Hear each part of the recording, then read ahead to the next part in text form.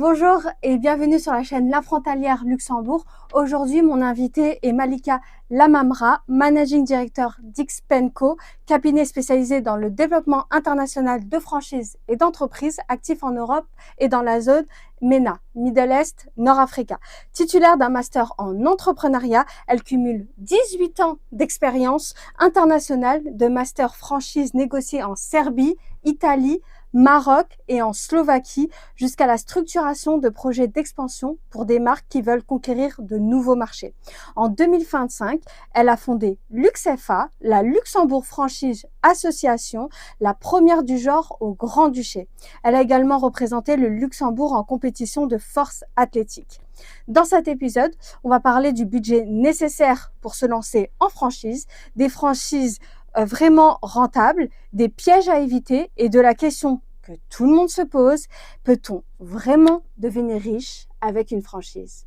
Et n'hésitez pas à vous abonner sur ma chaîne, n'hésitez pas aussi à booster sur YouTube, on peut booster les vidéos, ça me donne de la force, n'hésitez pas à commenter et je suis sur toutes les plateformes de podcast, donc aussi n'hésitez pas à m'écouter quand vous êtes par exemple en voiture. Bienvenue Malika. Merci pour l'accueil et merci pour la présentation. Plaisir. Tout est bon? Tout est correct? Oui. Alors, 18 ans d'expérience, c'est vrai. Et vraiment 5 ans en franchise, en master franchise, etc. Tout ça, c'est bon. Donc, tout était bon. Donc, je tiens à préciser, mais voilà. Top. Mais par contre, il faut que tu m'expliques cette phrase. Elle a représenté le Luxembourg en compétition de force athlétique. Ah oui, évidemment. Donc, je vais expliquer. Alors, j'aime beaucoup le sport. Donc, j'ai fait du CrossFit et j'ai abouti en 2022. J'ai voulu avoir plus de technique en force dans les squats. En fait, mon objectif, c'était ça. Puis, j'ai poussé la porte du centre de performance à Luxembourg, à Ham exactement, où j'ai performé. Enfin, j'ai fait des performances et j'avais même le titre j'avais même le record du deadlift à l'époque. J'avais battu le record. Après, j'ai pas continué parce que je voyageais énormément et c'est beaucoup d'engagement. C'est 3 à 4 entraînements semaine, des entraînements qui sollicitent beaucoup le système nerveux. Et du coup, j'ai continué à m'entraîner, mais plus pour faire de la compétition parce que ça prenait beaucoup de temps, les week-ends également. Souvent, les compétitions se passaient le dimanche matin. Et samedi, il fallait se reposer. Enfin, toute la semaine, les semaines précédentes, il fallait aussi bien s'entraîner, monter en charge. Donc voilà. Et c'est mon côté un peu force que j'aime. Quand on fait de la force athlétique, on se rend compte qu'on est capable de beaucoup, mais à force d'entraînement, à force de persévérance. Si on veut devenir fort en une seule séance, c'est impossible. Donc c'est ce côté aussi construction d'un physique qui me plaisait et puis de voir les résultats, finalement, ça nous ancre encore plus dans notre corps, dans notre esprit Je sais pas comment tu as fait parce que moi j'ai essayé le CrossFit, j'ai ouais. abandonné tout de suite. Ah, c'est trop dur pour moi. Maintenant je fais de la muscu, mais de la muscu, tout le monde, quand je dis oui, je fais 5 fois de sport par semaine, on me dit oh incroyable, etc. Je fais ah non mais si vous savez, moi je fais de la muscu, mais Léger. voilà, Oui. c'est juste pour Mais c'est déjà bien. garder la santé, quoi, vraiment, Ouais. c'est tout. Mais en tout cas, chapeau, Ouais, chapeau, merci. chapeau. On va rentrer dans le vif du sujet. Donc pour commencer, est-ce que déjà tu peux nous expliquer ce qu'est une franchise? Oui. Alors la franchise, c'est un franchiseur qui a un business model qui fonctionne, qui a fait ses preuves, qui est rentable et qui décide de donner le savoir-faire et de transmettre le savoir-faire à un entrepreneur qui a les fonds, qui va gérer toute la charge opérationnelle de ce business model-là, mais dans une autre ville et pas que la charge opérationnelle, aussi la construction du restaurant. Si on prend par exemple un restaurant, ça va être aussi un investissement. Donc quand on parle de franchisés, moi j'aime dire que ce sont des investisseurs avant tout, des entrepreneurs qui mettent leurs économies. Parce que bon, un franchisé, c'est un peu limité la relation entre franchiseur et en dessous, on se dit en dessous c'est un franchisé. Non, en fait, un franchisé, c'est quelqu'un qui a compris que parfois il ne faut pas réinventer la roue et copier le business model qui marche avec tout le réseau qui va autour, le branding, ça fait gagner du temps. Mais c'est marrant que tu dises que qu'un franchisé, c'est un entrepreneur, mais il y en a Ouais. plein qui disent un franchisé, c'est pas des entrepreneurs. Qu'est-ce que tu penses de cette phrase? Ah, je suis pas du tout d'accord, puisqu'un franchisé va se retrouver, avec, les mêmes soucis et les mêmes réflexions qu'un entrepreneur. Ça veut dire les soucis de rentabilité, le cash flow, il va ouvrir une société, même s'il prend le nom commercial, ce sera quand même sa société, c'est pas la société du franchiseur. Donc, à part, McDo, c'est un peu de la location-gérance, si on compare McDo, c'est McDo va être propriétaire des murs, et toute la charge opérationnelle va être, au gérant, donc qui est, si on préfère, franchisé, qui va donner, un pourcentage du chiffre d'affaires, généré. Ce qui est totalement différent qu'un franchisé qui va être propriétaire et qui pourra revendre, le fonds de commerce. Là où McDo, c'est eux qui détiennent le fonds de commerce. Donc, non, un franchisé, c'est un entrepreneur, parmi, tous les entrepreneurs qu'on peut connaître. C'est juste un entrepreneur qui peut-être il aime moins les risques ou, il a peut-être moins de créativité, je sais pas, ou alors il est plus malin. Il y en a, ils ont très bien gagné, donc, pour moi, Ok, d'accord. c'est un entrepreneur. Et c'est quoi la différence entre créer sa propre entreprise et devenir et ouvrir une franchise? Ah, la première différence, c'est souvent, quand on crée sa propre entreprise, il faut tout faire depuis zéro, aussi bien la charte graphique, la communication, son réseau, le construire, sa réputation, le business model en soi. On va tester des produits et on va peut-être en changer au fur et à mesure. Alors que quand on arrive avec une franchise, tout ça a déjà été fait. Donc quand on achète une franchise, on gagne du temps. C'est aussi ça que dans les coûts d'entrée, parce que souvent une franchise, c'est quoi? Donc le franchisé va donner un coût d'entrée, ça peut être 10 000 comme ça peut être, 50 000 pour une unité, comme ça peut être un peu plus pour tout un pays. Mais ça, peut-être Mmh. on le fera une prochaine fois, mais sur le jargon de la franchise, on peut posséder aussi le développement de tout un territoire. Le Luxembourg, par exemple, c'est souvent ce qui est fait, vu que c'est un plus petit territoire. Après, souvent les sociétés, alors ça, c'est des études qui ont été faites en France, mais l'entrepreneur, solo, on va dire, on va l'appeler comme ça, souvent 50 ferment au bout de 5 ans, 50 de fermeture. Ça, c'est les vrais chiffres d'un entrepreneur qui ouvre tout seul. Pour moi, la grosse différence, c'est ça. En Parce que franchise, ouais. 85 restent en vie. Donc les franchisés, mais ça, encore une fois, c'est des chiffres récupérés des franchiseurs, mais clairement, c'est connu que quand on prend une franchise, on a plus de chances de réussir et de continuer dans le temps heu, une entreprise lambda créée de zéro, où il faudra tout faire. Donc, Mais parce que je t'avoue que moi, au début, j'hésitais vraiment entre créer une entreprise et ouvrir ma franchise pour être, entre guillemets, «un peu plus tranquille» dans le sens où j'ai ouais. pas besoin de faire de grosses publicités, je suis Mmh. accompagnée, ça me rassure et cetera. J'ai vu un reportage, en France sur les Ah, il y en a eu franchises. quelques-uns. Mmh. Ouais, voilà, mais là récemment, il y a pas Oui, longtemps. M6, hein. Oui, Mmh. exact. Ouais, j'ai vu aussi. Et c'est vrai que ça pouvait être à la fois très positif, mais comme à la fois négatif. Donc Oui, c'est-à-dire que les 85, ça peut ça peut être des personnes, qui ont certes réussi, mais qui financièrement chaque mois, se ouais. prélèvent 2 000-3 000 € par mois. Je dis pas que Ah c'est oui. mauvais, c'est juste que quand tu es entrepreneur, tu te dis: «Bon, bah, pourquoi est-ce que ça Ouais, vaut le coup?» oui, et puis l'autre différence aussi, c'est que finalement, on n'est pas seul. Alors, on a aussi un réseau, on a aussi, si on a un besoin ou même quand on contacte, si on veut prendre un plus gros marché, alors je vais parler de franchise en construction ou de franchise en immobilier, par exemple, ou si on a des projets IMO, qu'on aimerait avoir dans son portefeuille, c'est vrai que quand on arrive avec une marque internationale, c'est mieux que, la franchise, le franchisé, enfin, c'est mieux un franchisé avec une marque internationale que l'entrepreneur, avec son commerce familial qui veut prendre un projet, avec, je sais pas moi, une centaine de maisons, enfin je Ouais, mais ils gagnent quand même financièrement, s'ils passent par une marque internationale? Oui, alors, il faut bien choisir le concept parce qu'il y a énormément de points quand on importe un nouveau concept ou quand on développe une franchise. Hem, le Donc si on prend une franchise, admettons nationale, donc déjà connue, on ouvre, on sait que ça marche. Après, le chiffre de Rouen, ce ne sera pas le chiffre de Paris, par exemple, ça on est conscient. Il y aura des top performers dans le réseau, donc c'est ceux qui font le... Donc il faut bien faire attention à ça, c'est qu'on regarde bien le revenu médian des franchisés du réseau, mais pas le top performer, parce que ça peut aussi créer un biais en se disant « Ah, ben, je veux gagner comme le top performer qui fait peut-être le double de la réalité. » Donc, Mais comment ça se fait que le top performant gagne plus alors que c'est les mêmes franchises?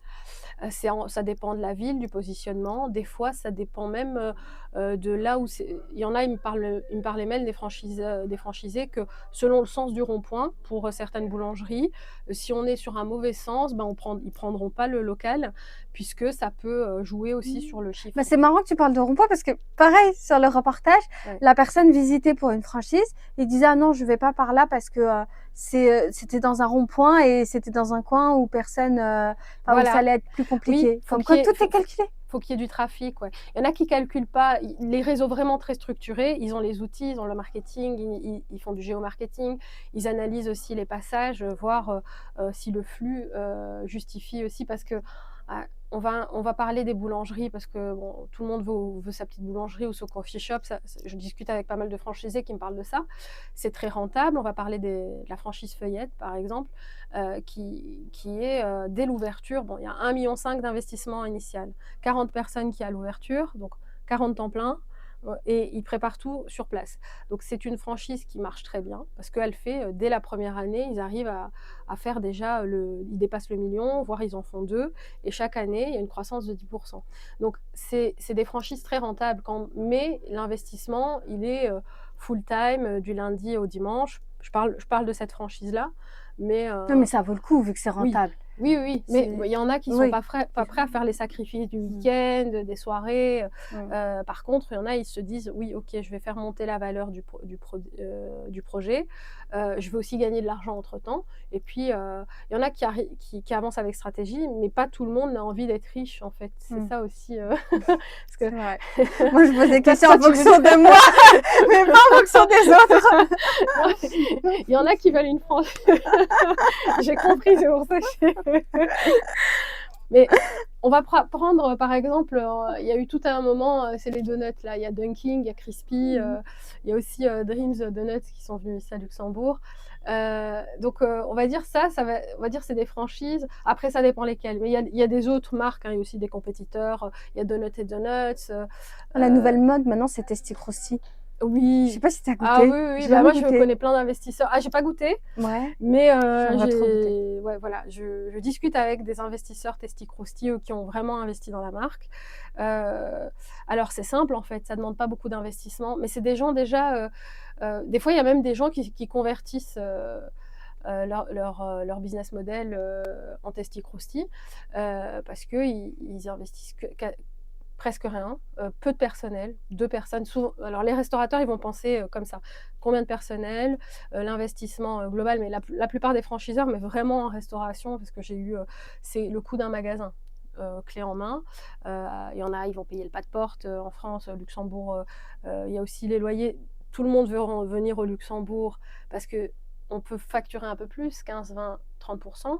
Non, mais les charges sont plus élevées, Voilà, faut pas oublier. les loyers sont beaucoup plus élevés, Ouais. surtout en centre-ville. D'ailleurs, là, je reviens de centre-ville parce qu'on va.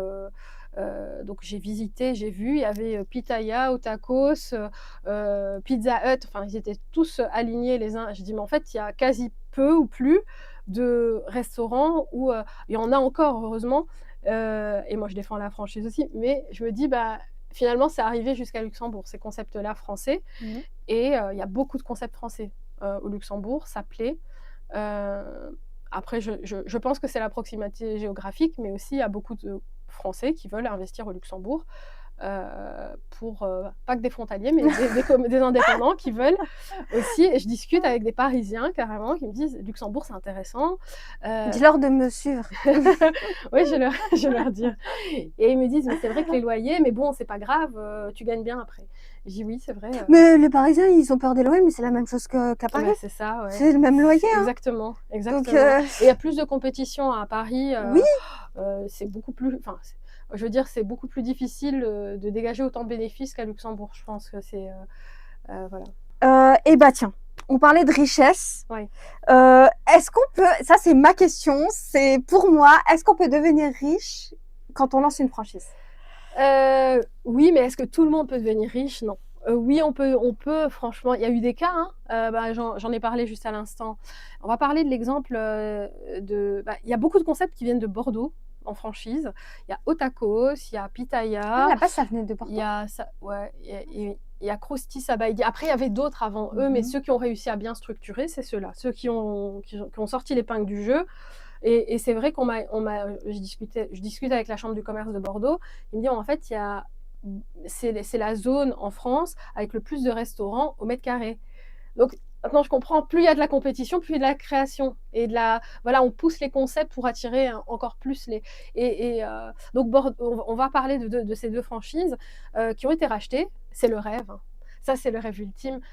Tu vois, tu crées ton concept, tu te dis, il y en a beaucoup, ils créent leur concept aujourd'hui parmi les jeunes entrepreneurs que je vois. C'est après, je fais un exit. Après, je fais un exit, je suis rachetée par un fonds d'investissement et à moi le soleil et les 100 millions sur le compte ou les 200 000. Ouais, ça, on a Il y a, bien vu et en ça. ce moment, il y a aussi pas mal qui sort sur quelqu'un qui avait prétendu avoir un exit. Je ne sais pas si tu as vu Akin Benotman. Oui, c'est lui à qui Ouais, mais alors que maintenant, il a fait démonter Oui. voilà. Ouais, Mais en fait, Hakim, alors je risque de me faire lyncher, c'est pas grave. Hakim, je l'aimais bien, et je l'aime toujours bien, je regarde ses vidéos. Pourquoi? Parce que même s'il raconte des mensonges, euh, il y a, enfin, ces il y a quand histoires même. d'entreprise, je m'en fiche en fait. Même s'il a créé un truc à 1 milliard d'euros ou il a Ouais, rien créé, ouais, je m'en c'est ça. fiche.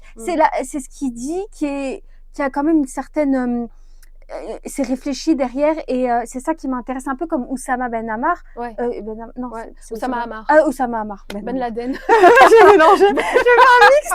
Oussama Ammar, pardon. Oussama Ammar, on sait que c'est un gros mytho, mais en vrai sa vie ça m'intéresse pas. Ouais. Moi si je l'écoute c'est parce qu'il a une culture G incroyable et que il a aussi une réflexion. En fait ce que j'écoute derrière c'est la réflexion derrière. Ouais. Donc Ouais. voilà. Oui. Après, bon, il y a pas mal de gens qui se sont fait avoir, hein, parce il leur vend quand même du rêve, et là, je suis pas trop d'accord. Je pense que tout entrepreneur, c'est normal d'essuyer quelques échecs. Au contraire, ça te forge, hein. Mais de là à mentir et manipuler un petit peu. Pour moi, en fait, comme je suis quelqu'un de très juste et j'aime pas flouer les gens, aussi bien les franchisés que les franchiseurs. C'est comme si c'était mon argent, en fait. Un investisseur, un franchisé qui se dit je vais mettre 200 000 ou je vais mettre 50 000 de cash flow que j'ai ou 70 et je vais aller à la banque, je vais emprunter en plus et je vais investir dans ton concept parce que je mets toute ma famille, donc c'est souvent des couples ou des gens avec enfants. Moi je me sens pas à l'aise si je sais que le réseau il est pas hyper structuré. Ah c'est pas le cas de tout le Voilà. monde. Hein. Ouais. Ça c'est sûr. Et oui, exactement, parce qu'ils vont penser quoi? Ah, la commission. Mais en fait, il y a une autre commission qui s'appelle le karma. Exactement. Et elle fait mal, elle. voilà, c'est ça, exactement. Donc,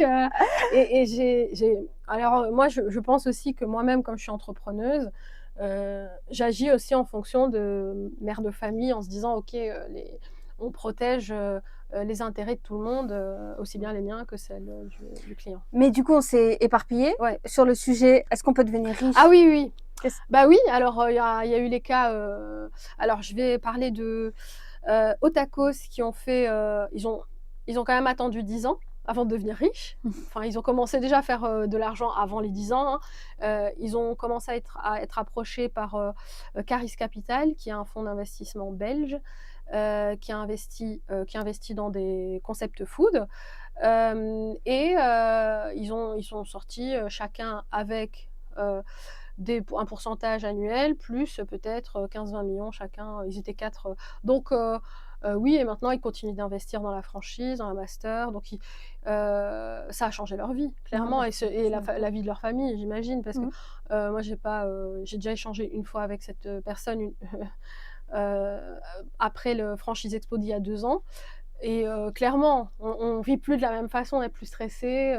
On pense plus au lendemain en se disant ça va, j'ai assuré mes arrières, plus mes enfants. Donc oui, il y a eu des cas. Il y a eu aussi alors je connais pas le nom, c'est Gucure. enfin, le propriétaire de la franchise Pitaya qui a revendu au groupe Bertrand et voilà, qui pareil a aussi sorti quelques millions.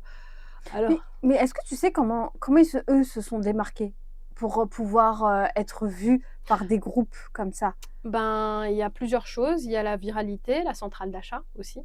Le fait parce qu'une centrale d'achat en restauration, elle peut aussi dégager du bénéfice parce qu'on achète en gros, on revend à son réseau, on prend une petite marge. Il y en a qui n'en prennent pas, mais la plupart du temps, ils prennent une petite marge. Ben, même ça, le montant des achats-reventes et de cette centrale d'achat valorise la franchise. Donc, savoir structurer. OK. La structuration, la communication, la rapidité, ça fait pas tout. Parce qu'on peut aller très vite et après très vite se casser les dents. Il y a eu un cas, Subway, aux États-Unis. Bah, là maintenant clairement Subway il est parti, enfin je pense que c'est un peu plus démodé Ah maintenant oui, c'est ce que Subway, j'allais dire, c'est ça. Subway, c'est devenu Ouais, ça marche ouais. encore ce Ouais, ouais, il y en a encore mais il y a eu plusieurs cas où, bah, donc ils ont développé petit à petit. Je dis pas qu'ils ont fait un carton à chaque ouverture, mais ils ont eu en tout cas, des franchisés très contents du réseau, d'autres personnes qui voulaient venir, donc ça a été très viral. Puisque un entrepreneur qui est content, bah, ça se voit. Les restos qui sont remplis, ça attire d'autres entrepreneurs qui vont se dire: «Ah bah, moi je veux faire la même chose». Mmh. Il y a des franchisés, souvent c'est comme ça qu'ils choisissent un concept. C'est des concepts où il y a du monde, on va parler de Burger King par exemple, qui était en France, qui est retourné après, qui est revenu, grâce au groupe Bertrand. Et maintenant qu'ils se développent très bien, donc ils ont pas de difficulté de trouver des franchisés, par exemple. Donc c'est parce qu'il y a une structure, il y a une centrale d'achat, mais on n'est pas obligé d'être un mastodonte pour faire de l'argent. Après ça dépend ce que tu entends par riche, hein, mais C'est c'est vrai que c'est un mot relatif, parce qu'il y en a riches, pour eux, c'est 10 000 € et il y en a d'autres riches, c'est c'est un ça? million. Moi, j'étais plus dans les 1 million riches. D'accord, ben voilà. Et c'est à partir de combien d'argent qu'on peut ouvrir une franchise? Ça dépend, il y en a à partir de 10 000 € pour les services à la personne. Après, si tu me dis, je veux, ouvrir un Dunkin' Donuts, par exemple, on est autour des 200 000-250 000 en investissement global, coût d'entrée, Tu parles en travaux. France ou au Luxembourg, là? France et Luxembourg, on va dire, en général, en tout cas pour les grosses villes, on est plus ou moins au même, Au c'est même le même prix. combat, même prix, hein. OK. Il y a même, des fois ici, il y a le centre commercial Muse à Metz, je sais pas Oui, si tu connais? ouais. Donc Bah, là, je il y a connais, il y a Primark. Forcément, je ouais, connais. bah, écoute, figure-toi que les loyers sont même, aussi, élevés qu'en Luxembourg. Parce Ah que bon? là, on était en train d'essayer de se positionner là-bas. Mais oui, parce qu'en fait, il y a les frais marketing, il y a toutes, des frais annexes et des suppléments qui sont ajoutés et quand on connaît pas, ah ben, on va se fier juste au loyer. Mais après, ah ben, on a fait une telle communication pour Noël, pour Pâques, pour, la fête des mères ou que sais-je et là, des fois, il y a des rajouts, enfin, en bout de Ah, ligne. donc Ouais, leur communication d'un central c'est commercial partagé, d'un ouais. centre ah, c'est partagé. Ouais, ouais, ouais, Ah ouais, ouais, ouais, d'accord, je savais ouais. pas, OK. Oui, et en fait, ils partagent.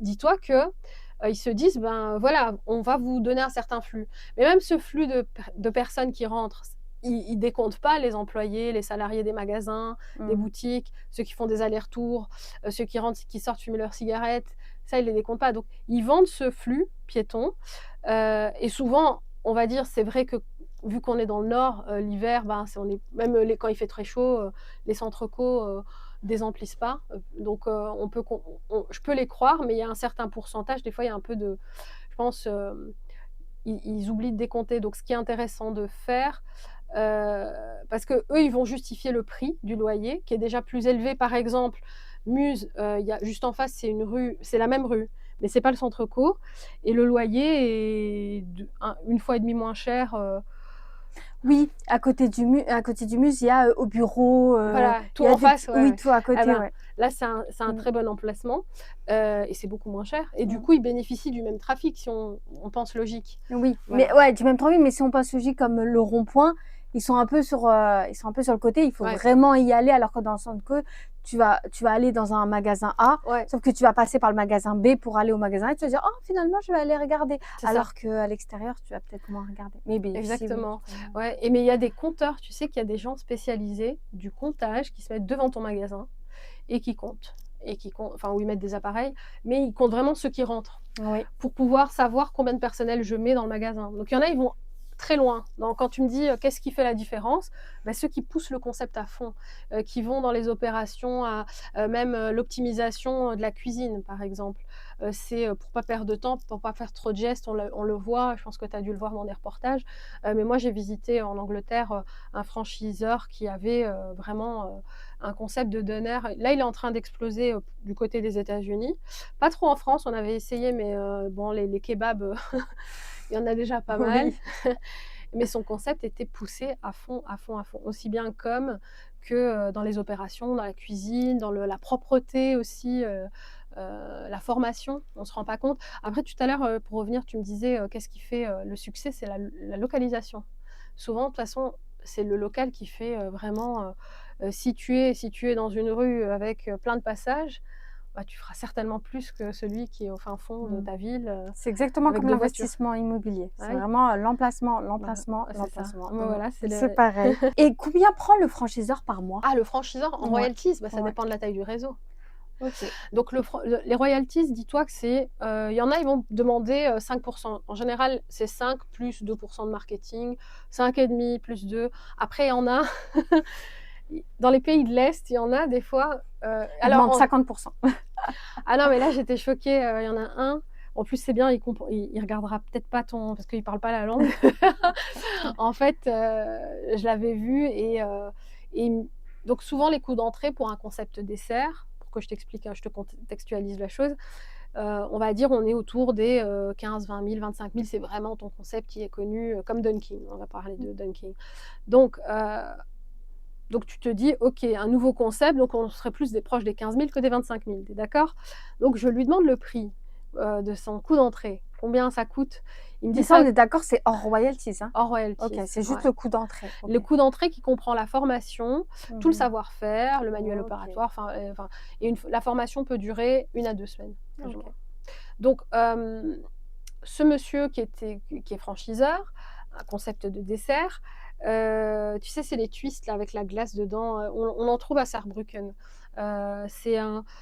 C'est une pâte feuilletée, préparée sur place et après un cornet en fait, préparé Mmh. sur place avec du sucre. Après ils te mettent de la OK. glace, donc je dis: «OK», donc les coûts d'entrée c'est combien? Bon, toi à ton avis, c'est combien un Bah, peu? du coup, allez, je m'attends quand même un peu plus, sinon tu m'en parlerais pas, donc je dirais, 30 000.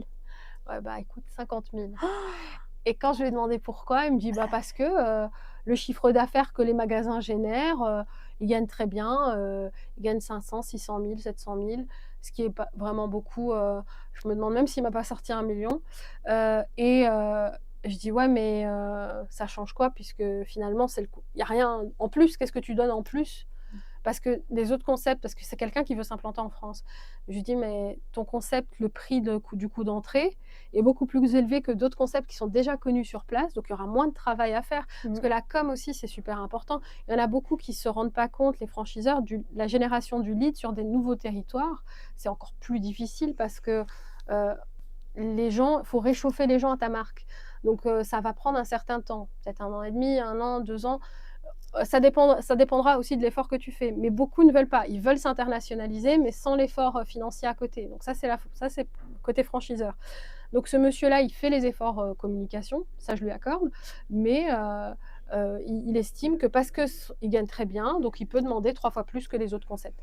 Ce qui est un tort, je lui ai dit, je lui ai clairement dit que ça, et ben, Mmh. malheureusement, bah, je lui souhaite beaucoup de chance, mais je pense que malheureusement en France, les gens se poseront des questions. Et donc oui, en coût d'entrée, il y a ça, les royalties, c'est entre 5 plus 2 de marketing, souvent c'est ça, 5,5 plus 20, voilà. Il y en a, ils se disent, bon, peut-être la première année, après c'est des accords, c'est de la négociation, hein, c'est comme pour tout, hein.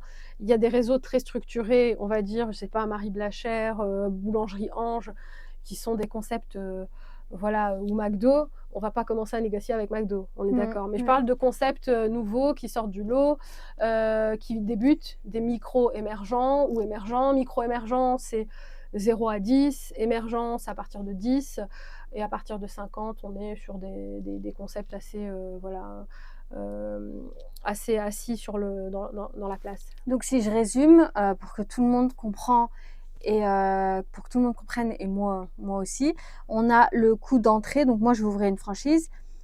Donc je me mets à la place d'un franchisé, pas d'un franchiseur. Donc je vais ouvrir une franchise. J'ai entre 15 000, 10 000 à 30 000 euros à peu près. Ouais.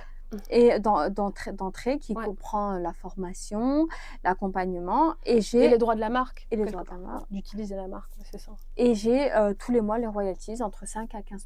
Du chiffre d'affaires. Du chiffre d'affaires. Oui, tout à fait. Ouais. Voilà. D'accord. Ok, ouais. C'est même pas du bénéfice. Du coup, c'est pas cher. Ouais, exactement. Et après, quand on a un EBITDA, donc un bénéfice avant impôt qui est autour des 25-30%, parce que les business models, souvent en franchise, c'est qu'ils arrivent à dégager un bénéfice annuel avant impôt assez intéressant pour pouvoir être franchisé. Un concept qui fait un restaurateur qui arrive à dégager 5 000 euros à l'année, je ne crois pas que son concept est franchisable. Il pourrait peut-être faire des succursales, et c'est très bien. Les gens peuvent continuer en succursale. Hein, parce qu'il y en a, c'est quoi la différence? Une succursale, c'est le propriétaire le concepteur de la marque est propriétaire de tous les restaurants.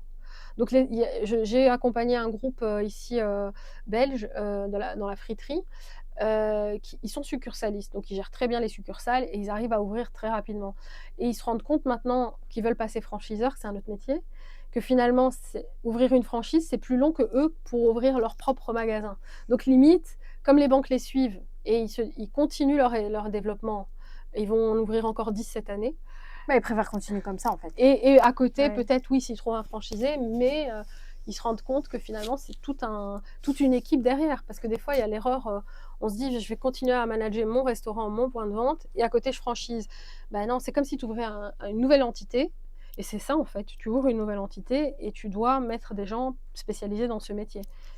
Et il faut là, donc maintenant j'étais au début, je te posais beaucoup de questions côté franchisé. Maintenant je me mets à la place d'un franchiseur. Moi j'ai une entreprise. À partir de combien d'EBITDA, du coup, de résultats avant impôt, je pourrais me dire ah là je peux chercher des franchises. Ouais, quand on commence à tourner 25, autour des 25. 25 000? Non, 25%. Ah, 25%, ok, c'est 25 000, c'est pas beaucoup, je me suis dit. Non, 25%. Alors souvent, il y en a aussi, comment ils sélectionnent c'est, moi il me faut que ça fasse 1 million de chiffre d'affaires, minimum 15% de bénéfices avant impôt, dans EBITDA, pardon, et rentable, le retour sur investissement doit être fait dans les 3 ans. Il y en a, ils ont des exigences comme ça, puisqu'ils ont tellement l'habitude d'investir dans des franchises qu'ils se disent ok, 1 million de CA, 15% d'EBITDA, ROI en 1 an et demi. Ou 2 ans ou 3 ans. En général, on est à 3 à 5 ans. ROI, c'est Return on Investment. Return on Investment. Avec un accent anglais, c'est mieux. Return of the Mac. Donc, oui, un retour sur investissement.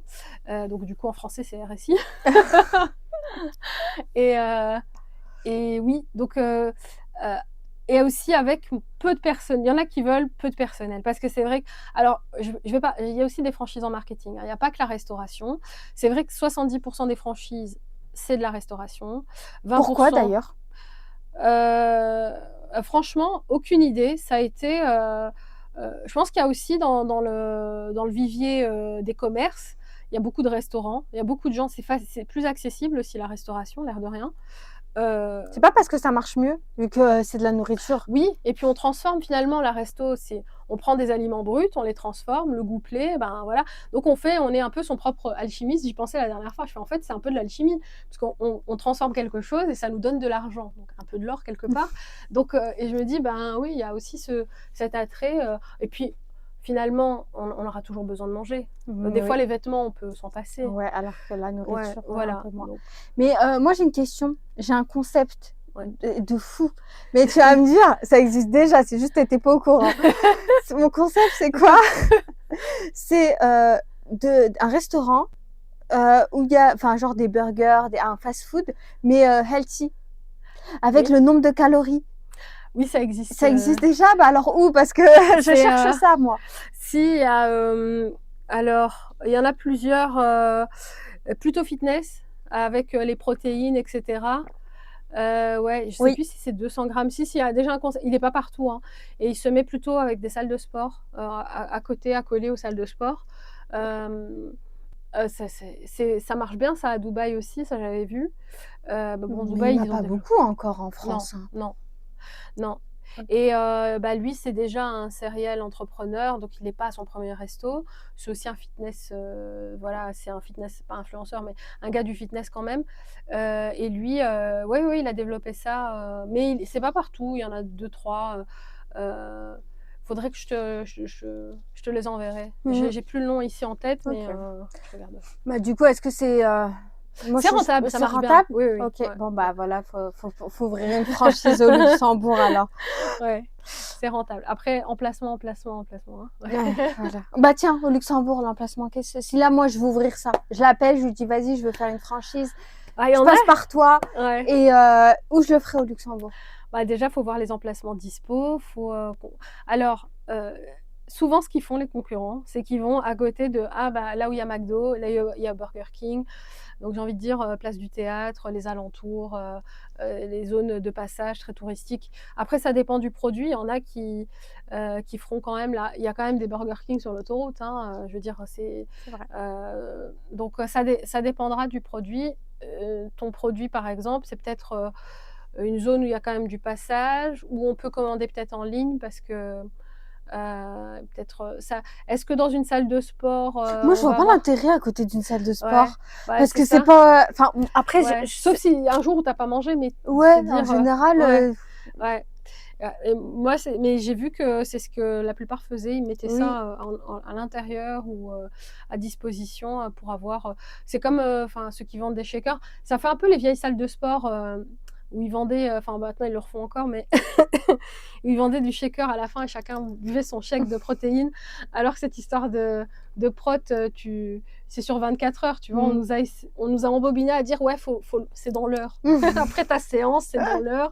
Alors qu'en C'est fait, vrai ça. c'est sur les 24 heures qu'il faut calculer ton apport. Donc, mais tu vois, encore une Mmh. fois, le marketing, ça influence. Tu Ouais, vois, ça oui, change la façon de penser, ça et oui. souvent les patrons ont tendance à enfin, les patrons pas très intelligents. Les intelligents, ils ont compris. Mais ceux qui ils se disent: «Ouais, ouah, c'est du lead gen». Ça me faisait rire quand on me dit: «Ouais, mais ça, c'est du lead gen». Comme si, bah, voilà et ça y est, ils ont appris un mot. Ça, c'est du lead gen. Oui, mais c'est la base en franchise, c'est de générer du lead en franchisé et de trouver des franchises. Pour un franchiseur aussi, ce qui est important, c'est de donner envie. C'est Mmh. OK, il y a le chiffre quand on en parlait là, Mmh. mais et le chiffre d'affaires généré, donc l'EBITDA, c'est important, mais aussi à la marque, l'ambiance, tout ce qu'il y a autour, comment tu communiques sur TikTok, Insta, tout ça est analysé, hein. Mmh, ouais, Ouais. mais au Luxembourg, c'est un peu moi, j'ai remarqué qu'au Luxembourg, c'est un peu plus compliqué, ça marche beaucoup au bouche à oreille. Les réseaux sociaux, ils sont, un peu, ça dépend des boîtes. Il y a des Ouais. boîtes, ils commencent à se mettre sur Insta et cetera, mais beaucoup de boîtes, ça reste LinkedIn, ça reste très, carré comme ça et Ouais, mais quelle boîte aussi, bah, c'est les corporate? restaurants, c'est ceux qui sont le plus, sur les réseaux Ouais, sociaux. ouais, Ça, ouais. ouais, ouais. Ça, Parce que et ils ont voilà, compris. bah, oui, parce qu'en fait, ton acheteur, finalement, il se retrouve aussi le soir, à scroller. Bah oui. On s'en empêche, mais même moi, ici, en plus, bon, là, on fait le podcast, mais je t'en avais parlé, je veux analyser parce que moi aussi, je vais créer du contenu, donc je suis aussi en train de scroller, donc chacun scrolle pour ses raisons. Voilà, exactement, c'est Donc, ça. Ouais, ouais, c'est vrai. je dis pas que tout le monde scrolle, mais il y en a quand même beaucoup qui regardent sur les réseaux, oui. Donc je me mets à la place donc du coup, d'une franchise, hein, si Ouais. moi j'ai envie d'ouvrir une franchise. Combien de temps faut-il pour rentabiliser?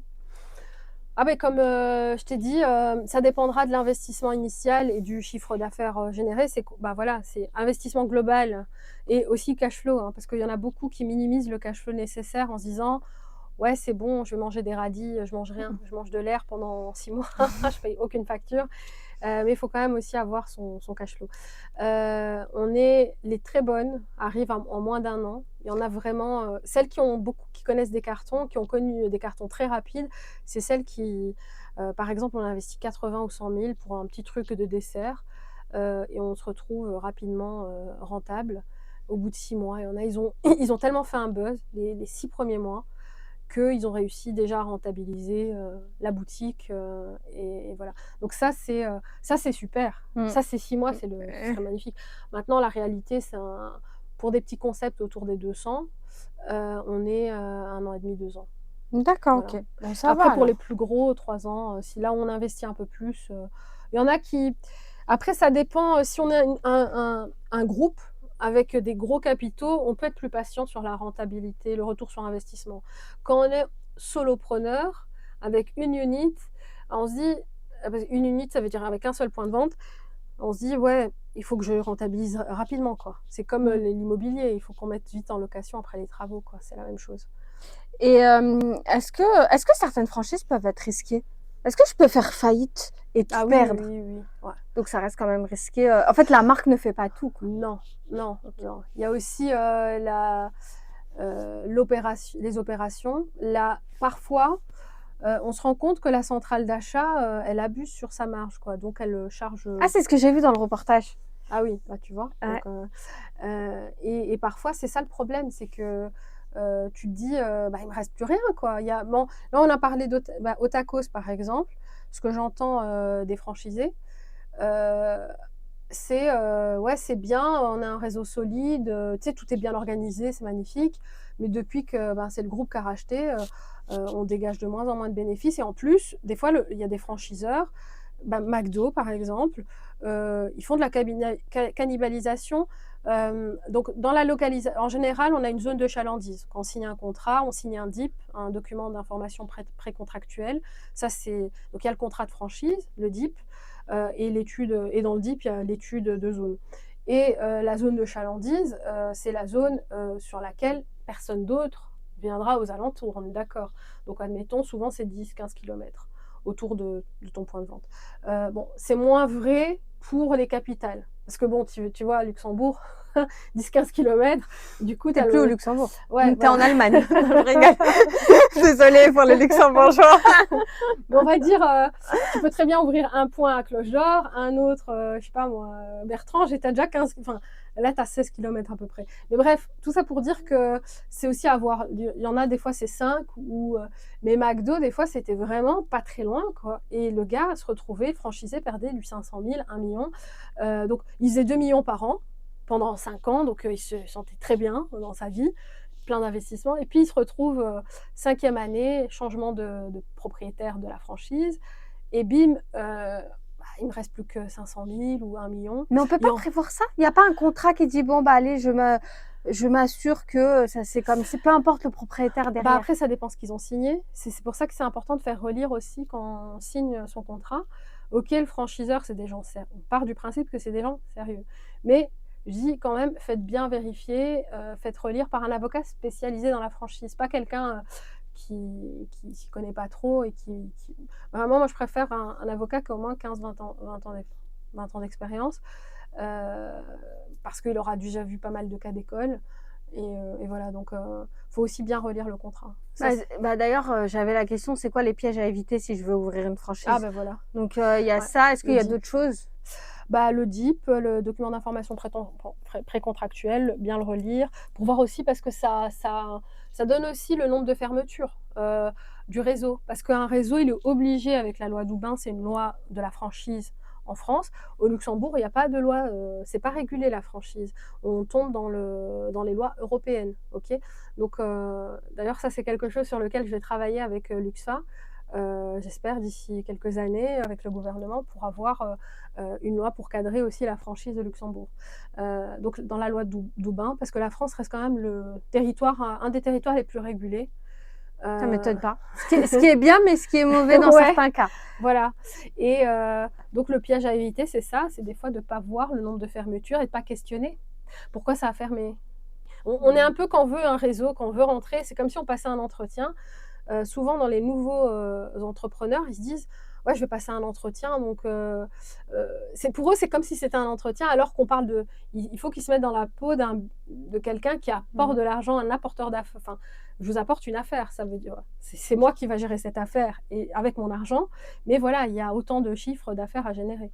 Donc, il faut poser les bonnes questions, quoi. Ouais. Et puis, ne pas hésiter à appeler le réseau, aussi les autres franchisés. Ah, Faire c'est du vrai, tu vois, j'aurais même pas pensé à ça. mystery shopping aussi, pourquoi pas? Parce qu'en fait, en se disant, bah oui, moi j'aimerais bien investir dans la marque, comment ça se passe, l'accompagnement, parce que souvent aussi on recherche un accompagnement et le franchiseur, il est là quand tout se passe bien, mais quand ça se passe mal, il n'arrive pas à relever la barre. J'ai vu ça, hein, en se disant, à part dire aux franchisés: «Oui, qu'est-ce qui se passe? Il faut que vous comply, you must comply, vous devez vous adapter», mais en fait, ça veut rien dire cette phrase-là quand, là je parlais de c'est une franchise dans le B2B, mais ça veut rien dire. Faut aller sur le terrain, sélectionner, voir un peu le problème, parce qu'après, ben, on peut aussi perdre un franchisé quand il y a pas assez d'accompagnement. Quand le franchisé se sent seul, il a payé peut-être 25-30 000 pour rentrer dans le réseau, à part l'événement annuel, il a pas de support, c'est Mais d'ailleurs, comment on sort de la franchise quand on veut partir? faut aussi regarder cette partie-là. Bah, souvent, je préférerais dire le mieux, c'est de sortir à l'amiable parce que si on pense aux avocats, tout le monde va perdre. Pour moi, c'est mieux de s'arranger. C'est, soit tu as un accord, avec un courrier, bien justifié. Après, ça dépend des clauses, qu'il y a dans. Et il y a des franchiseurs qui refusent? Qui disent: «Ah non, je veux pas». Ouais, il y en a qui bloquent, enfin qui rendent un peu difficile ou qui disent: «Bah tiens, j'ai fait des nouveaux trucs, reste dans le con». Oui, j'en ai connu. Il y a Memphis, je sais pas si tu Oui, je connais? connais. Voilà. Donc mais j'ai jamais, moi je le connaissais pas avant d'avoir rencontré des franchisés, c'était l'année passée et ils me disaient que, bah, ils ont perdu du chiffre, le concept est plus tendance. Là, j'ai revu des articles sur eux et un reportage où ils essayaient de remettre un peu au goût du jour. Mais bon, voilà, j'ai eu, bah, eux, ils cherchaient un autre concept, hein, clairement. Ils étaient bien contents, ils ont eu beaucoup d'argent. C'était des top performers. Mais une fois qu'ils perdent 500 000, 1 million, Ouais, ils peuvent. à un moment, Et voilà, ils même peuvent si sortir sans perdre de l'argent? on perd toujours un petit peu, ouais, on perd un OK. peu. Après, il y a moyen, mais comme on en a gagné avant, donc ça va, ça rééquilibre. Mais oui, oui, il y en a qui doivent de l'argent. Je connais des anciens, par exemple, Cuisinella, j'en connais un qui avait ouvert un Cuisinella et un autre, enfin 2 magasins.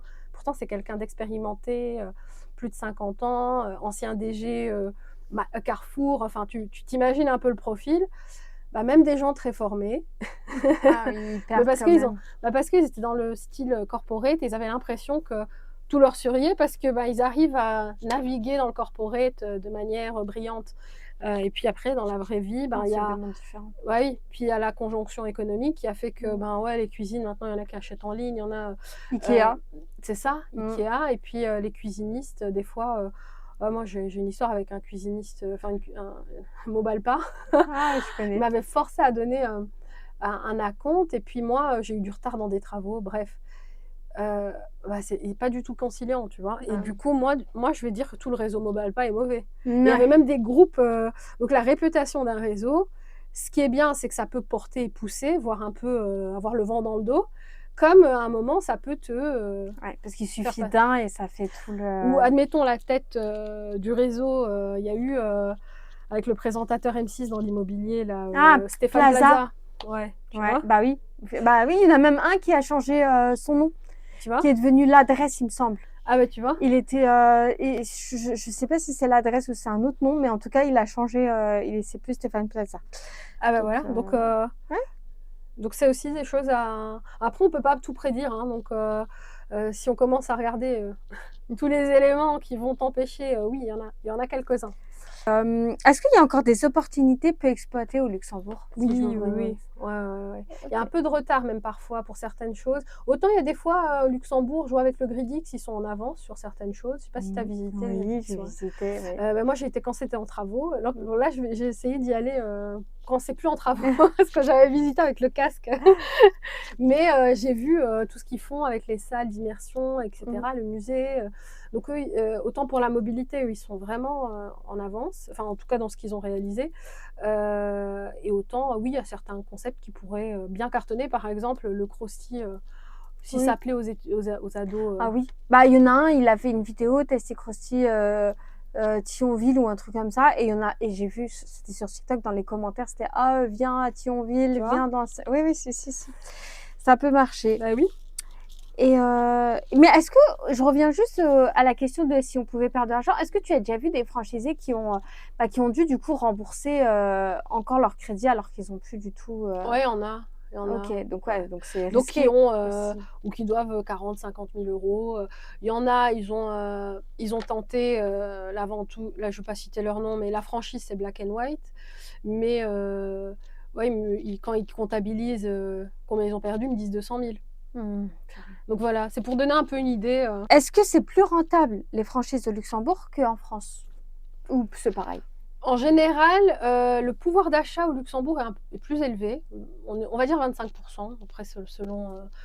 Donc, tu vas facturer un peu plus. Le gouvernement est quand même en support. Bon, il y a quelques aides. On a vu aussi allez, l'IP Box aussi pour tout ce qui est produit informatique, tu sais, logiciel en SaaS. Tu peux aussi faire de la licence de marque. Hein. Il y a aussi la licence de marque, c'est moins. Tu as le droit de revendre la marque. C'est comme Disney. Tu as le droit d'ouvrir un magasin Disney, tu as acheté la licence de marque. Tu peux vendre autre chose aussi à côté, enfin, selon le contrat. Mais donc, tu peux. Au Luxembourg, dégager un peu plus de bénéfices, mais il faut bien sélectionner, il faut bien voir les charges fixes mensuelles. C'est ça où je pense c'est souvent le coût du mètre carré du loyer, c'est un peu ça qui bloque. Mais je pense qu'il y a des initiatives, il y a la ville de Esch qui fait des efforts. Bon, la ville de Luxembourg, elle est demandée, donc je pense qu'il y a quand même un support de la ville de Luxembourg. Mais quand tu dis qu'il y a des aides au Luxembourg, c'est quoi comme aide? Il y a les SME, le package SME là. Ouais, je l'ai appris il n'y a pas longtemps. C'est jusqu'à 25 000, 3 000 euros à 25 000 euros. Ouais, pour tout ce qui est communication, site web, il faut passer par une agence. Est-ce que l'agence doit être certifiée? Ça, je dois vérifier. Et après, il y a aussi la franchise. Alors, attends, c'est Fit for Start. Et là, on est jusqu'à 70% du coût de développement sur 3 ans. Et là, on est plutôt sur des franchises en tech, donc du développement d'applications, des solutions SaaS. Tu me crois, mais je savais même pas que ça existait des franchises tech. Ah ouais, bah, il y en Ouais, a. Il y en ok. a il y en a par exemple, une plateforme en RH pour faire du sport, pour inciter ses employés à faire du sport. Donc ça, j'ai connu, c'est des Ok. Espagnols qui ont développé ça s'appelle Wellwo. D'ailleurs, ils cherchaient à un moment, mais eux-mêmes, ils n'ont pas encore c'est des bons dans leur secteur. Souvent, c'est ça.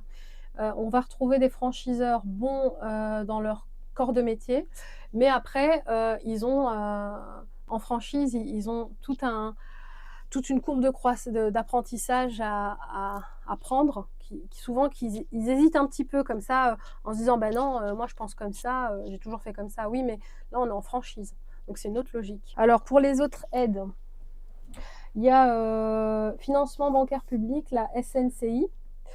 Création reprise, donc, et en général, c'est 12 500, plusieurs centaines, et jusqu'à plusieurs centaines de milliers d'euros. Donc, ils prennent jusqu'à 40% du projet. Donc, c'est quand même intéressant. Il y a d'autres prêts SNCI, mais souvent, ce que je vois, il y a les franchisés, ils hésitent parce que ça ne va pas assez vite. Quand on va demander des aides, et c'est ce que je parle aussi avec les villes et les cellules économiques des villes, ville d'Esch, ville de Luxembourg, et je leur dis, eux, ils ont besoin qu'on leur facilite l'accès, qu'on accélère des fois certaines situations, certains dossiers, parce qu'il y a certains restaurants qui ont besoin de l'extraction. Une extraction, le problème, c'est que tous les patrons ne veulent pas, tous les propriétaires ne veulent pas, ou des fois, c'est souvent faut l'autorisation de la ville s'il n'y en a pas. Et des fois, ça peut prendre C'est 3 quoi à une 6 mois. extraction? Une extraction, c'est une hotte pour les Ok, fritures, d'accord, ok. voilà. Ok, d'accord. Une hotte Ok, d'aspiration. d'accord. Ah, ok, Ouais. tu parles de la route. Ok. Ouais. Et faut-il une expérience pour ouvrir une franchise? Non, pas forcément. Non. On est formé par le franchiseur. Et ouais, mais du coup, Non, alors c'est bien d'avoir une expérience, un peu d'expérience professionnelle avant, mais l'un n'empêche pas l'autre. Il y en a qui ont débuté tout de suite en entreprise avec leurs entreprises. Il y a des cas, il y a toujours des cas particuliers. Je dis pas que ça va être la moyenne générale, mais ça arrive. Donc on n'est pas forcé d'avoir. Souvent on est formé aussi et on est en magasin. Mais est-ce qu'on peut réussir même si on a été formé comme ça et pas en amont? Si par exemple, là, demain, je veux ouvrir une franchise de pilates. Oui. Et j'ai jamais fait de pilates de ma vie. J'ai des clients en pilates. Faut engager. Ouais, Faut mais engager. du coup, est-ce que ça m'empêcherait de réussir ou? Non, alors, mais par contre, faut mettre les bonnes personnes. On peut passer sa formation en pilates parce que ça dépend quelle franchise. Il y a des franchiseurs qui sont capables de former vraiment parce que c'est des sportifs derrière, c'est des coachs qui développent des concepts. Par exemple, Pilates Reformer, c'est vraiment un concept fait par des professionnels du fitness. Donc là, oui, on peut trouver écho. Donc, il faut aussi analyser la formation jusqu'où ça va aller avec le franchiseur. D'accord. Donc, Et est-ce qu'on peut ouvrir une franchise en gardant son emploi? oui, maintenant c'est comme quand on a 2 jobs, hein, faut savoir jongler. Bon, puis toi, tu es bien placée, tu as Oui. aussi, donc oui, c'est possible, faut être accroché, se dire, bon, c'est un sacrifice ou alors mettre, au début, les premiers mois, être dedans, aussi un certain temps, enfin, y aller, après le travail mais savoir, avoir un associé, ce serait beaucoup mieux dans ce cas de figure-là, parce qu'on Ah, on peut avoir partage. un associé en Ouais, ouais, franchise? ouais, ouais. OK. Donc en fait, une franchise, c'est tu vas créer ton SARL, et puis tu peux te mettre, voilà 50-50 avec quelqu'un dans cette, et cette, société va pouvoir représenter la marque, OK. voilà. Et si demain il y a quelqu'un, un de mes abonnés ou moi, ou quelqu'un qui n'est pas abonné et qui regarde ma vidéo, Oui, mais ça va être des abonnés du coup parce qu'il les faut s'abonner, abonnés. veulent ouvrir une franchise, comment ça se passe? Est-ce qu'ils passent par toi? Qu'est-ce que tu fais du coup? Moi, alors moi, c'est assez souvent enfin, c'est sur mesure comme je dis parce que ça dépend là, je vais pas te comparer toi, heu, Myriam, avec, je sais pas, monsieur, allez, monsieur Dupont qui lui, il adore la plomberie. Je pense pas que tu Oui, vois? ça. Donc, qui cherche une franchise en plomberie, qui va aller réparer des toilettes bouchées.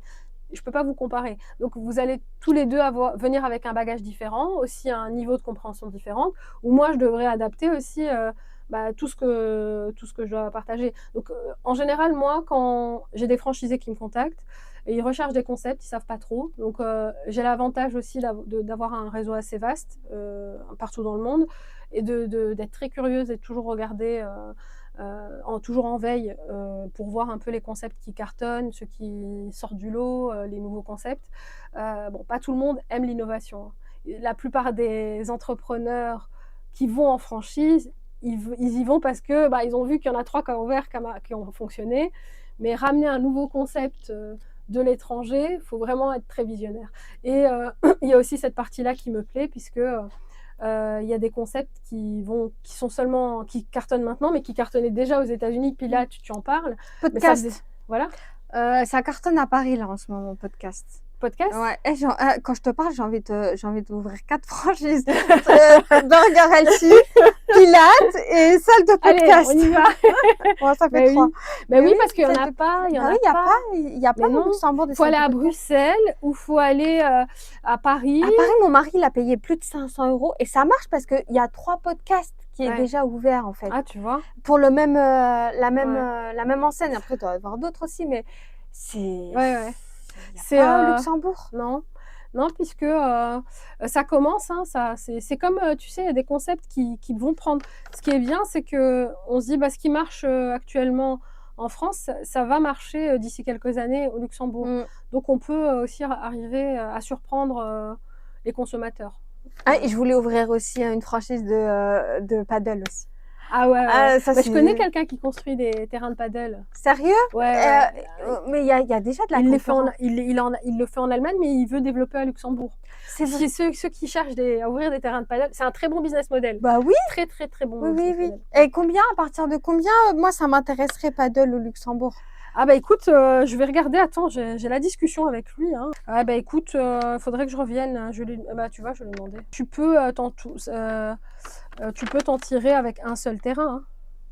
Tu penses? Ouais, il m'a dit que tu peux faire au fur et à mesure, tu en mets 1 ou 2 et après tu augmentes à 4, et je pense il était à 1 000 000, 1,5 million, je sais plus, mais il avait vraiment des bons chiffres. OK. Je me suis dit: «Bah, c'est pour ça que ça a du succès». Bah oui. Oui, oui, Parce oui. que, Bah voilà. parce qu'en plus, il y a les bars et les ba pour Mmh. donc tu ajoutes en plus de la location, la consommation, voilà. Mmh. Ouais. Est-ce que le franchiseur, parfois, il gagne plus que le franchisé? Oui, bah, alors C'est normal, oui. Alors, Bah, ça dépend de la taille du réseau. Tout à l'heure, tu ok. m'avais parlé de ça. Mm. Donc, le franchiseur qui a 100 franchisés, qui verse 5%. Bon, déjà, pour avoir les 100 franchises sur un an, parce que des fois, ils te disent 20 en cours d'ouverture. Mais pendant qu'elles sont en cours d'ouverture, tu n'as pas les royalties. Il faut faire attention, ça aussi, les en cours d'ouverture, c'est juste pour grossir le réseau qui est beaucoup plus petit que. Il y a beaucoup cet effet, parce que je vois des franchiseurs payer à la télé pour passer, faire parler de leur franchise. Bah, il y avait aussi Hakim Ben Othman qui avait fait ça avec. Il n'y a pas que lui, hein, il y en a plein d'autres Dreams de Net, ils étaient passés à la télé souvent. Donc, des fois, ils te disent j'ai un réseau de 100 franchises et en vrai, le réseau, il est de 65. Après, ça en retire rien au réseau. 65, c'est quand même bien. Donc, on va dire, on part de 65 par an. Admettons que le commerce moyen en chiffre d'affaires, il fait 200 000. Ok, on prend un chiffre, tu retires. Donc, on est à ouais, plus ou moins en royalties 10 000, hein, mais avant les taxes. Ok. Donc, tu fais x 65. Donc, oui, tu peux dégager un très bon chiffre, on va dire 650 000, 1 million de royalties. Plus si tu as une centrale d'achat, tu peux aussi rajouter le pourcentage que tu prends. Et si tu as une usine, c'est encore mieux. Si tu as une usine qui va produire des cinnamon rolls, par exemple, là, tu vois, ton cinnamon, il te coûte, je sais pas, 50 centimes, tu le revends au franchisé 2 €. Bah voilà, tu te fais 1,50 € à chaque. J'exagère un peu, peut-être c'est pas ces prix-là, mais voilà. Donc, en fait, le franchiseur, majoritairement, il va gagner plus que le franchisé. Oui. Ok, d'accord. Et pourquoi c'était important cette question, savoir si le franchiseur il se. Bah non, c'est pour savoir ce qui Alors, il y a des finalement il y gagne. Alors oui, et il y a des franchisés qui vont gagner très bien leur vie dans un réseau, et il y a des franchiseurs, ils ont plus aucun magasin à eux. Donc là, ils gagnent que sur la franchise.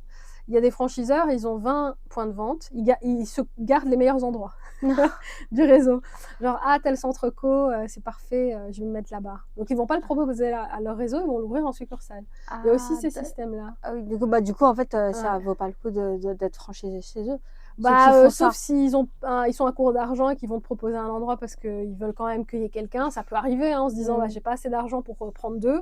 Je te laisse le moins bien, mais il est quand même bien. Parce que si j'avais l'argent, je l'aurais pris. Finalement, voilà. le franchisé et le franchiseur, ils ont les mêmes intérêts, mais pas à 100%, quoi. Tu peux pas faire confiance à 100%. C'est gagner de l'argent, l'intérêt, c'est. Oui, ils ont les mêmes intérêts, mais c'est pas à 100%. Parce que oui. c'est parce que tu te dis, en fait, je me dis, j'ai envie de faire confiance aux franchiseurs. Alors, il y en a, c'est des pros, il n'y a pas de problème, tu peux leur faire confiance.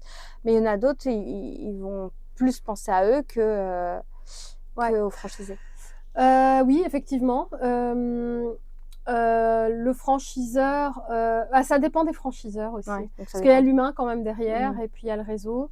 Il y en a quand même qui, la plupart veulent être bien vus du réseau. Il y en a, ils se rendent même pas compte que finalement le réseau est en train de les lâcher. Donc ça dépend comment ils sont proches de leur réseau, s'ils sont à l'écoute. Mais voilà, ça existe encore, et beaucoup de franchiseurs qui mettent l'humain quand même en avant et qui abandonnent pas leur franchise. Ok, les franchisés. Oui, et heureusement, sinon ça n'existerait plus. En France, il y a 2089 réseaux. Ouais. Et donc du coup, juste pour en revenir à ce que tu fais, oui, donc toi, moi je viens ou quelqu'un d'autre qui vient, peu importe, soit c'est un franchiseur qui vient vers toi et qui te dit je veux me développer. Voilà, je veux me développer. Soit c'est un franchisé qui vient vers toi et qui te dit je sais pas quoi choisir, je cherche une franchise, je suis perdue, le business plan, je sais pas ce que c'est. Donc je vais accompagner à chaque étape. Mais est-ce qu'on doit payer avant que tu accompagnes, ou est-ce que tout ça c'est dans les frais bancaires? Enfin, dans le prêt. Non, alors moi, c'est un accompagnement, la première heure en général, même voire 2 heures, c'est cadeau. Mais après, oui, je vais faire une offre, et puis c'est au franchisé d'accepter ou non. Mais des fois, le calcul, des fois, c'est pas. Allez, on parle entre 1 000 et 3 000 € d'accompagnement. Ça dépendra au plus, on va me demander, tu dois participer au rendez-vous, tu dois m'aider à avoir telle franchise, donc, et au plus, forcément, je vais facturer un peu plus. Mais Il y en a, ils calculent pas comme ça. Ils se disent: «C'est tout cet argent-là», au lieu de se dire: «Je vais économiser parce que ça va m'éviter de perdre de l'argent. Mmh. Je vais économiser aussi sur, certaines choses, peut-être des coûts d'entrée, il y a peut-être des choses où je pourrais négocier. Mmh. J'aurai peut-être un peu plus de poids». Mmh. Je vais aussi pouvoir les accompagner auprès des avocats. Pareil, j'ai aussi un réseau, et puis voilà, c'est important d'être bien conseillé, mais au juste prix. Je pense Mmh. que il y en a beaucoup, parfois ils surfacturent, parce qu'on est ignorant, donc on sait même pas qu'on est surfacturé. Et moi, je viens pour vouloir ouvrir une franchise, donc je prends ton accompagnement, Ouais. tu m'aides et cetera. Est-ce que ça me garantit d'avoir une franchise derrière? Heu, Normalement, oui. Enfin, s'il y a le budget, parce que moi, je veux m'assurer aussi. Mmh mh. L'objectif, c'est, est-ce qu'on a, un montant, un apport personnel? Parce qu'en franchise, il y a l'investissement global, mais il y a l'apport personnel et l'apport minimum. Donc, souvent, admettons, on parle d'1/4 nécessaire. Admettons l'investissement global, c'est 200 000. Heu, Si on va en banque, le banquier va exiger de nous, si on a telle franchise, qu'on ait au moins 1/4 du montant. Ah, donc il faut avoir un quart, Ouais, en 25, apport. parfois 30. En Espagne, par exemple, c'est 50. Ah oui, quand même.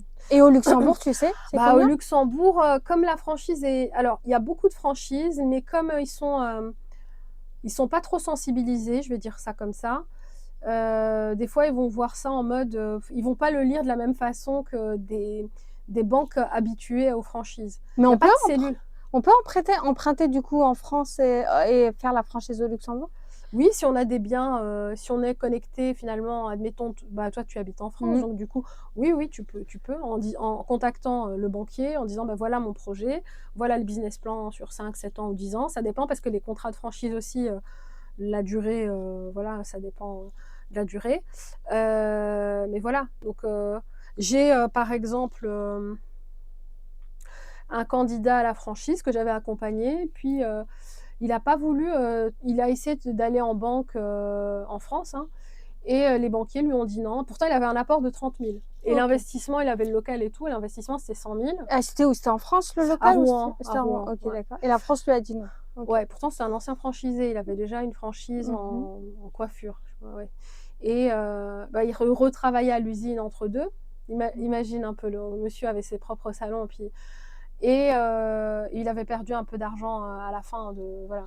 Mais il avait flashé sur le concept. On a été en Croatie, hein. Il est venu, il était ravi du concept, heu, qui s'appelle Fish Delish d'ailleurs si vous souhaitez un concept, poisson.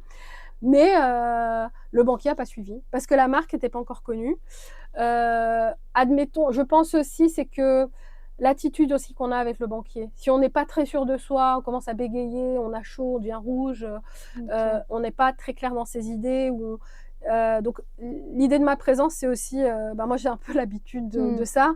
Donc c'est pas que j'arrive les mains dans les poches, hein, au contraire, mais j'arrive préparée, et on sent que je suis préparée, et on sent que voilà, Mmh. une question, il y aura la Ouais. réponse, OK. voilà, donc c'est Et du coup derrière, et donc du coup, je t'ai coupé, je suis désolée, mais quand tu parlais du coup, oui, au Luxembourg, les banques au Luxembourg, parce qu'en France, c'est un quart, au Luxembourg, c'est combien d'apport? bah, logiquement, la logique serait que ça devrait être la même chose, mais souvent après c'est à l'appréciation du banquier, OK. et on va dire, généralement c'est ça. Ça doit être la même chose, mais faut convaincre un peu plus, quoi, et puis ils traînent un peu. Mmh. D'accord, Ils OK. traînent un peu. Ils vont, j'en ai connu, ils ont dû avancer, et la banque, elle a traîné à lui débloquer les fonds. Donc il Mmh. a dû avancer. Heureusement, il avait le cash, mais oui, donc il y a eu des cas, en plus tout récents, hein, il y a 6 mois. Donc Ah oui, d'accord, OK. ouais, donc ouais, et OK, OK. il a dû un peu taper des pieds, Mmh, voilà, donc d'accord. Et si tu devais, donner 3 conseils pour, réussir en franchise, ça serait lesquels? 3 conseils pour réussir en franchise. Heu, Ben, alors bien analyser, le réseau, être aussi conscient de ses propres limites, et pas sous-évaluer le cash flow nécessaire. Donc c'est-à-dire que faudra bien se dire, OK, pendant 6 mois, peut-être je risque de pas pouvoir me dégager un gros salaire ou pas de salaire du tout. Donc faut aussi être préparé pour pas, voilà, donc ça c'est et puis persévérer, et bien s'entourer. OK. Voilà. D'accord. Ok, ok. J'en ai donné 5 du coup. C'est pas grave. C'est pas grave. C'est toujours utile. Bah, merci en tout cas. Ouais, je t'en prie. Et puis, bah, n'hésitez pas à vous abonner à mon compte. N'hésitez pas aussi à m'écouter. Je suis sur toutes les plateformes de podcast. N'hésitez pas à commenter, à booster la vidéo sur YouTube. On peut booster. Des Et likes. puis, oui, des likes, des commentaires, exactement. Je vous mettrai en description aussi le lien de son site luxfa. Luxfa. Mais j'aime bien comment tu le Luxfa. prononces. Ouais, ça c'est stylé, Luxfa. Luxfa. Ah, mais Ouais. ça se dit C'est Luxfa. franchiseluxembourg.lu. Ouais, franchiseluxembourg.lu. Et de toute façon, je le mettrai en bio. Ouais. Et puis, bah, voilà, si vous avez des questions, n'hésitez pas à le mettre en commentaire. Elle vous répondra avec plaisir. Merci en tout cas. Merci. Et à très bientôt. Merci, au revoir.